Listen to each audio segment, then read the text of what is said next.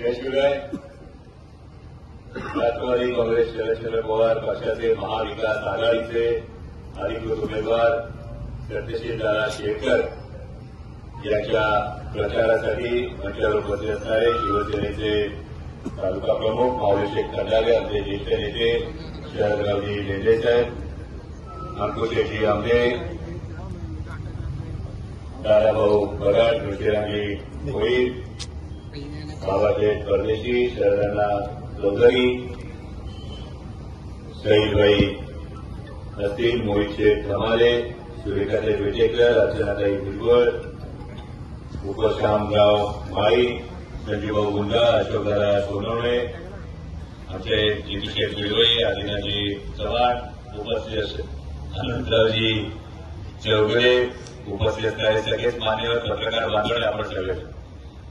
खरं तर उशीर झाला. आजकाल मला चौगडे काकांनी तेच विचारलं, म्हणजे हा उशीर होतोय का उशीर केला जातोय.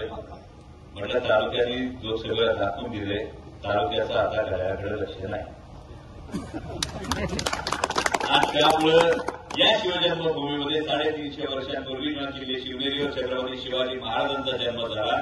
तेव्हा ज्या तुताऱ्या वाजल्या, त्या तुतारीचा आवाज आजही तालुक्याच्या कानात आहे, आजही तालुक्याच्या मनात आहे. आणि तोच आवाज तुम्ही लोकसभेला असा दणकवला का अख्ख्या महाराष्ट्राचं लक्ष लागलं होतं. पण शिवजन्मभूमी जुन्नर तालुक्याने तुतारी वाजवणाऱ्या माणसाला तत्पर 51,000 आणि हीच तुतारी घेऊन सत्यशील दादा आता विधानसभेच्या मैदानातले माऊली शेठ असतील, शरदरावजी लेंडे असतील, या दोघांचा मी मनापासून आभार मानतो.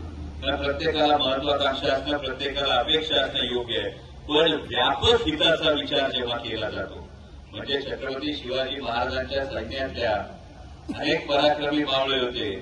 प्रत्येक मावळा म्हटला असता की राज्याभिषेक माझाच करायचा, तर स्वराज्य उभं राहिलं नसतं. या प्रत्येक मावळ्यांनी तोला मोलाची साथ दिली आणि त्या पद्धतीनं माऊली शेठ असतील, शरदरावजी लेंडे साहेब असतील, मोहित शेठ धमाले असतील, अंकुशेठ आमले असतील, अनंतरावजी चौगडे असतील, या सगळ्यांनी व्यापक हिताची भूमिका लक्षात ठेवून सत्यशील दादांना महाविकास आघाडीची एकजूट करण्यासाठी हे पाठबळ दिलं. त्याबद्दल त्यांचं मनापासून आभार व्यक्त करतो, मनापासून ऋण व्यक्त करतो.